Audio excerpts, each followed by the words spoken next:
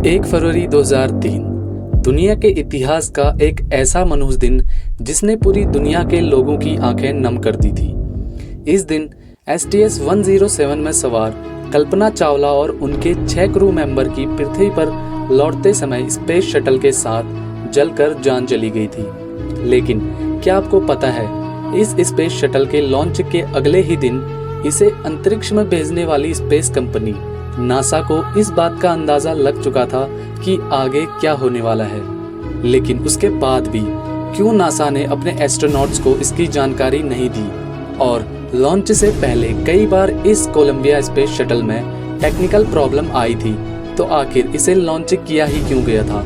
तो क्या कल्पना चावला को बचाया जा सकता था? अगर आपके मन में भी इस स्पेस मिशन के बारे में ऐसे ही सवाल आते हैं तो इस वीडियो को पूरा देखिए। 19 नवंबर 1997 को कल्पना चावला ने अपने 6 क्रू मेंबर के साथ कोलंबिया स्पेस शटल में बैठ अपनी पहली अंतरिक्ष उड़ान भरी थी। STS-87 नासा से गए इस मिशन में कल्पना चावला ने स्पेस में 15 दिन 16 घंटे बिताए और 5 दिसंबर 1997 को स्पेस शटल ने धरती पर लैंडिंग की। इस मिशन के साथ ही कल्पना चावला अंतरिक्ष में जाने वाली पहली भारतीय महिला बन गई। इस मिशन की सफलता के बाद नासा ने कल्पना को 2001 में एक और मिशन के लिए चुना, जिसे STS-107 नाम दिया गया। लेकिन इस स्पेस शटल में आ रही बार बार टेक्निकल खराबी के चलते इस मिशन को लॉन्च के लिए 18 बार पोस्टपोन करना पड़ा था। 2 साल तक नासा ने इस स्पेस शटल में आ रही अलग अलग खराबियों को ठीक किया, लेकिन नासा ये मानने को तैयार नहीं था कि ये स्पेस शटल स्पेस मिशन के लिए फिट नहीं है। बस नासा इसे बनाए जा रहा था और फाइनली नासा को लगा कि ये स्पेस शटल मिशन के लिए पूरी तरह से तैयार है और 16 जनवरी 2003 के दिन इसे लॉन्च करने का डिसाइड किया गया।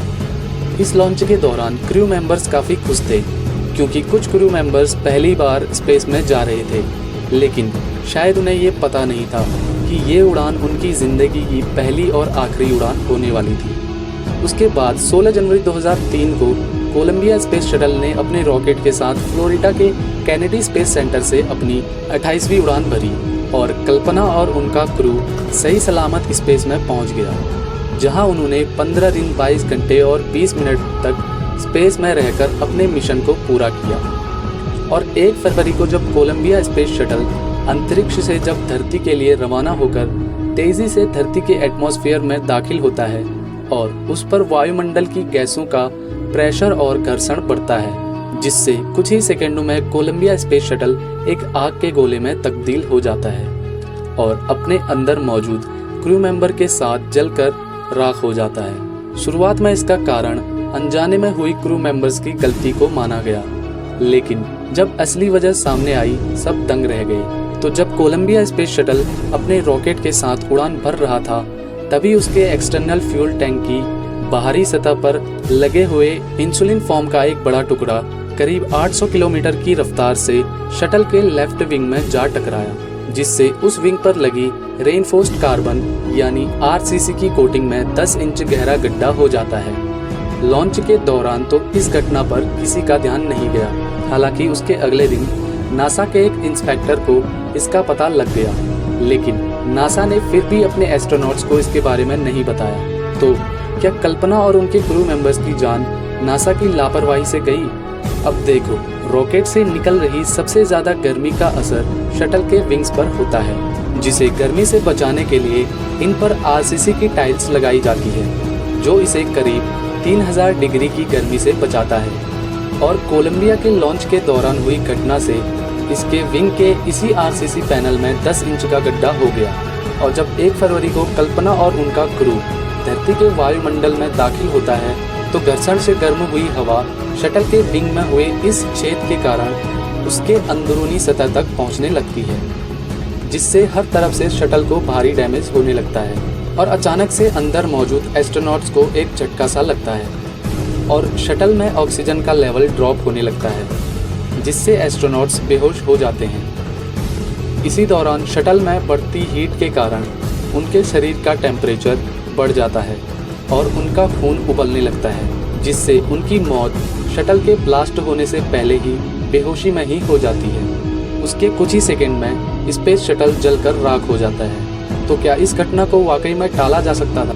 तो इस पर डेविड बेकर, जिन्होंने इस स्पेस शटल प्रोग्राम में काम किया था, उनकी थ्योरी के मुताबिक स्पेस शटल का तो पता नहीं, पर एस्ट्रोनॉट्स की जान बचाई जा सकती थी।